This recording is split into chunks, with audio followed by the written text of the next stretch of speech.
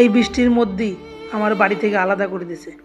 মনে তো আমার খুব কষ্ট হচ্ছে, কিন্তু পেট আমার বলছে একটু চিকেন চিকেন করে। তাই বাজারের থেকে মাংস নিয়ে এসে একা একা রান্না করে একা একাই খাবো, বাড়ির কাউরে দেবো না। বাঙালির মাংসতে আলু ছাড়া কি প্রেম হয় নাকি? টাকা না থাকতে পারে, কিন্তু বড় লোকে ভাব আছে। ওই জন্যই তেলের বদলে আমি বাটার দিলাম, জানি না কী হবে রান্নাটা। ভাগ্যিস ছোটোবেলা মায়ের সাথে সন্ধ্যার সময় ওই রান্নাঘর সিরিয়ালটা দেখতাম, তাই দেখে দেখে একটু রান্না শিখেছিলাম। এরপর চিকেনটা দিয়ে দিলাম আমি। চিকেনটা দিয়ে একটু নেড়ে চেড়ে নিয়ে দিয়ে দিলাম সেই লাল লাল গোল টমেটো, একটু ফ্লেভার আনার জন্য। তারপর আলু দিয়ে একটু গাছের পাতা মানে কাসুরি মেথি না কি বলে ওটা দিয়ে দিলাম, দিয়ে জল দিয়ে একটু গার্নিশ করার জন্য ধনেপাতা।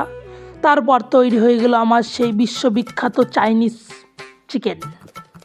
ভাতের সাথে নিয়ে কি স্বাদ, অমৃত। কিন্তু যাই বলো, মার হাতেরটাই বেশি টেস্ট।